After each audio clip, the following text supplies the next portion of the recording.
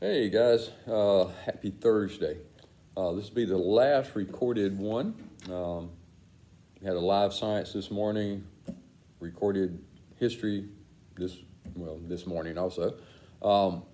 But tomorrow you will not have science and you will not have history. Okay, so you kind of get a break there from those two, and we'll pick up Monday for you guys that will be live and in person. Tuesday for you guys that are already that are remote anyhow. Okay.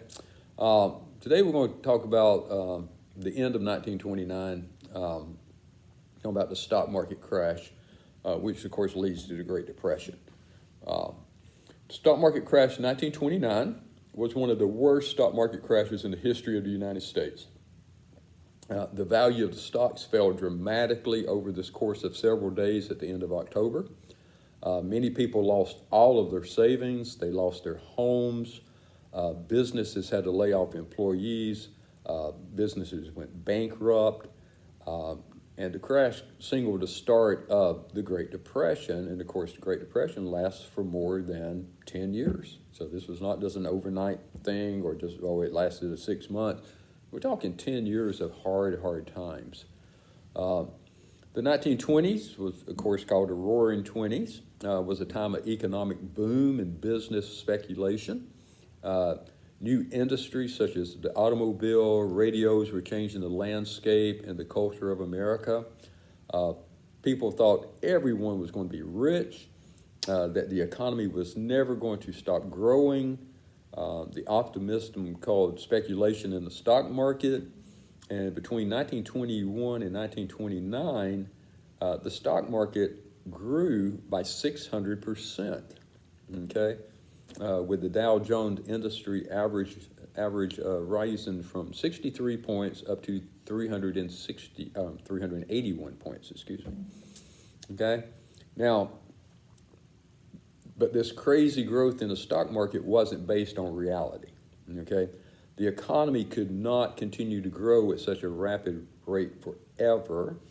And in 1929, the economy began to slow down. And by the end of October, panic gripped the stock market and people began to sell off massive amounts of stock, okay? And the worst days was October 28th and 29th when the values fell a total of 23%. And these days became known as Black Monday and Black Tuesday.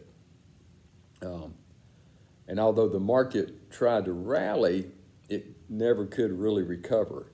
Over a course of a few months, the stock market fell another 40%. Many investors lost everything. It didn't reach the bottom until the summer of 1932 when it had dropped a total of 89% from its peak. Billions of dollars of wealth had been erased.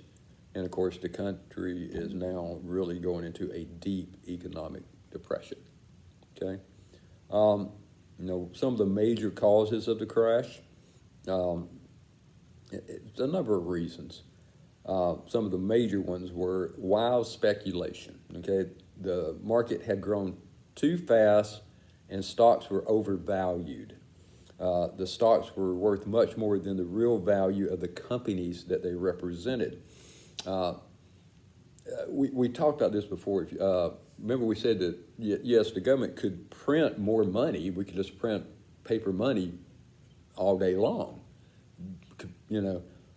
We would all be millionaires, billionaires, but a loaf of bread would cost, $500 or something because the dollar wouldn't be worth anything because you got to have something to back the value. We have gold, silver, things like that helps back the value of our paper money. Well, a company that is selling stock, if I had a company that was worth $50,000, but I sold $400,000 worth of stock, then I've kind of overvalued my company, okay? So the stock's really not worth that much, but people didn't realize that, okay? The economy had slowed down considerably, but the stock market didn't slow down, okay?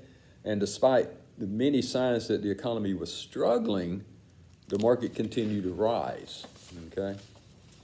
And people, this was a big one right here. People were buying stocks on credit, okay? Many people were borrowing money to buy stocks. Now, they call that margin. You're going to see that on your homework questions, okay? So when people are borrowing money to buy stocks, it's called margin. When the market began to fall, though, people panicked. So they start selling off the stocks they have in order to pay off the debt, the money that they had borrowed to buy the stock. Well, this causes a domino effect. When everybody starts panicking and starts selling it off, then the value is dropping. So, you might have bought a stock for, back in those days, let's say $3, and all of a sudden, boom, it drops down to $1.50 just in a matter of hours. Well, you just took a 50% hit on your investment. That's never good, okay? That's why you should never invest money that you borrow or that you can't afford to let ride out for the long term, or afford to lose sometimes even. So you want to be careful, okay? Let's see. The Great Depression, and the stock market crash signaled the beginning of the Great Depression, which would last again for 10 years until 1939. During this period, unemployment rose to about 25%. So 25% of every adult that had a job working outside of the home is now unemployed. That's 1 out of 4 people. A lot of them had to take cuts in pay, a cut in their hours in order to keep their jobs. So, this is not where everything was going great guns. All of a sudden, boom, the brakes have been put on. It is not going great guns anymore, okay? Banks failed across the country. Hundreds of thousands of businesses went bankrupt.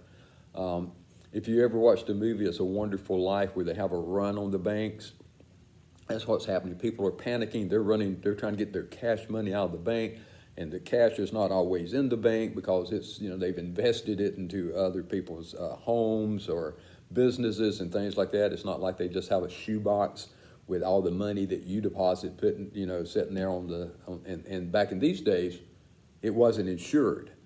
So, boy, when the bank had to shut their doors, you couldn't get your money out. It was probably gone, okay?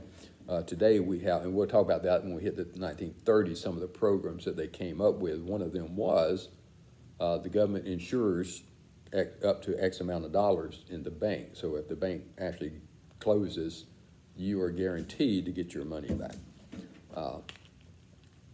Hopefully it never comes to that. But when the stock market crashed, of course, that was not the only thing that caused the Great Depression, okay? But it did have a major impact. The market reached rock bottom in 1932, and then it made a mild recovery. But here's the deal. It didn't recover all the way back to its peak value of 1929 until the mid-1950s, okay? So you're talking quite a bit of time, the 30s to 40s into the mid-50s, before it finally recovered back to where it was. Interesting facts about the stock market crash. Many banks had invested in the stock market or loaned money to investors, and of course, they went out of business. When stocks became overvalued, it is called a bubble. Okay, think about that. What happens to a bubble? Okay, eventually it's going to pop, right? And that's what happened. The worst one-day percentage fall of the U.S. stock market was on October 19th, 1987. That's the worst one day, okay? October 28th and 29th in 1929 is still the worst percentage two-day crash of the market. Over 16 million shares were traded on Black Tuesday.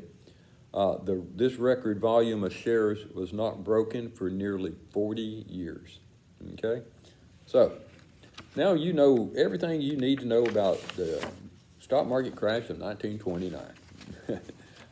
You will find this reading and your homework under your classwork page, under your history class. I look forward to seeing you all on Monday, because although this has been fun and it's been real, I won't say it's been real fun, because I actually miss you guys, believe it or not. Anyway, I'll see you later. Bye.